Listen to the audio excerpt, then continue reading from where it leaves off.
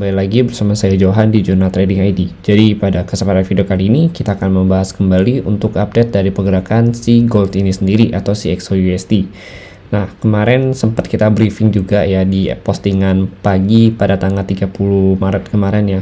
Kalau si gold itu kan kalau kita perhatikan ya, pada postingan kemarin dia masih berada di zona warna hijau ini ya, atau kita sebut sebagai area demand ya, demand ataupun support zone di level harga 1959 atau kita genapin jadi 1960 sampai 1962 gitu. Jadi di sini juga saya katakan bahwa selama harga bertahan di atas ini ya, ini kan juga belum ada penembusan sama sekali kalau kita perhatikan ya.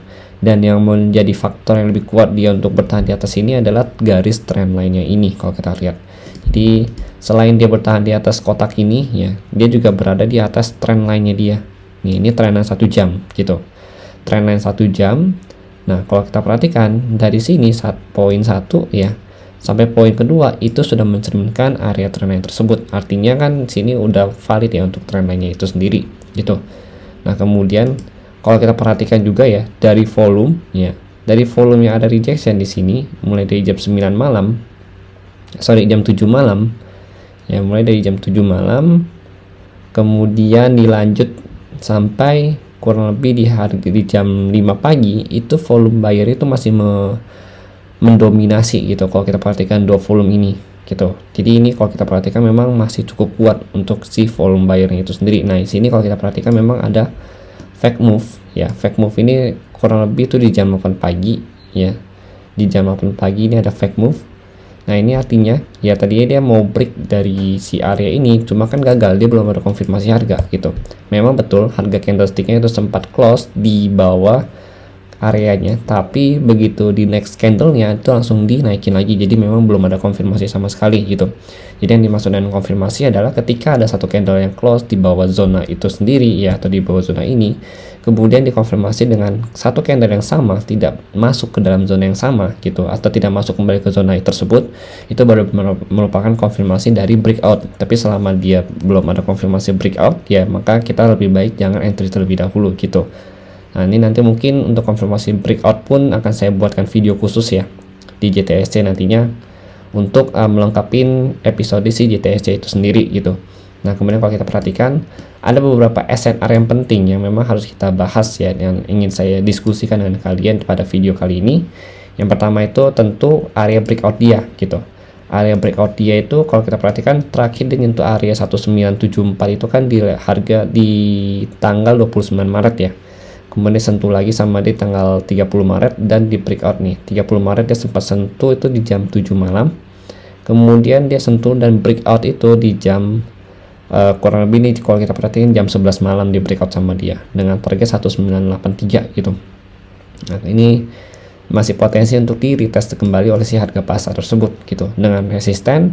Nah, ini beberapa resisten yang kalian perhatikan untuk hari ini ya, yaitu di 1983, 1990 sampai 1998 gitu, atau kurang lebih di harga 198 sampai 2000 range harganya, jadi 2 poin.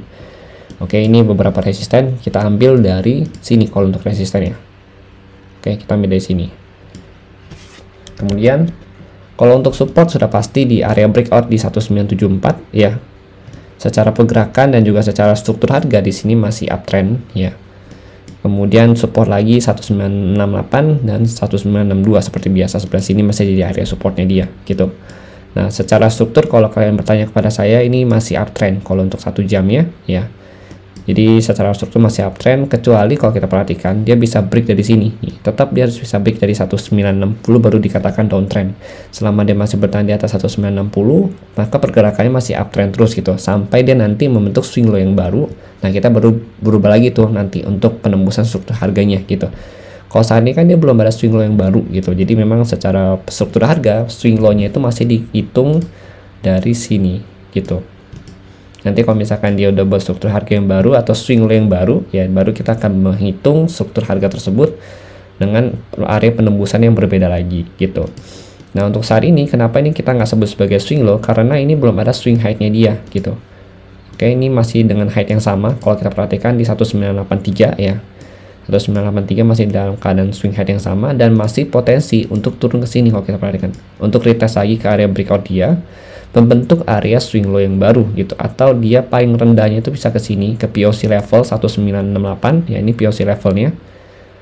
Oke, ini 1968, baru dia lanjut untuk naik lagi ke harga 1990 sampai kurang lebih 1998. Itu skenario nya gitu. Oke, jadi atau dia mau langsung membentuk swing height yang lebih tinggi lagi, yaitu kurang lebih kalau kita perhatikan swing height tertinggi dia itu sebelum dia pullback ya, atau sebelum dia retest ke area breakout dia itu di 1990 gitu. Tapi untuk saat ini skenario masih begini. Nah ini kalau kalian mau open pun masih harus butuh konfirmasi lagi, dan perlu kalian perhatikan juga ya, ini tanggal 31 Maret. Kalian tahu kan, ini kan akhir bulan ditambah ini akhir minggu, dan ini di hari Jumat.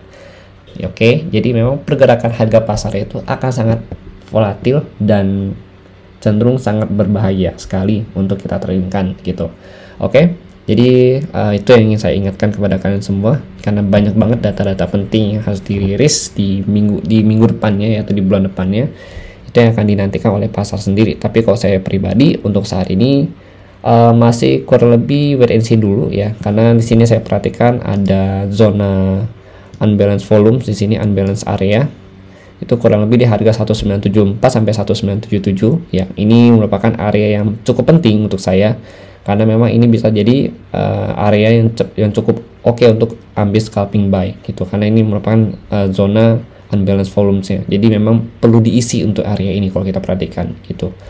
Nah, dia butuh juga untuk break dari area ini baru bisa turun. Selama dia belum break dari area unbalanced zone ini, maka posisi harga itu masih belum bisa turun untuk saat ini. Oke, jadi kalau untuk saat ini memang saya masih cenderung untuk mengambil area sell, tapi saya masih belum dapat konfirmasi yang cukup bagus dari si harga pasar ini. Jadi mungkin saya akan menanti dulu. Nanti kalau misalkan ada info mengenai sell atau buy ya mengenai si gold ini sendiri, akan saya coba info di channel Telegram Jonah Trading ID. Oke, mungkin sekian penjelasan dari saya mengenai si gold hari ini. Ya, kalau kalian punya pandangan atau misalkan masukan yang berbeda dengan saya, boleh banget kalian komen di kolom komentar YouTube saya ini ya. Dengan sangat senang hati saya menerima komentar kalian dan juga pandangan dan masukan kalian semua. Terima kasih dan sampai jumpa pada video berikutnya.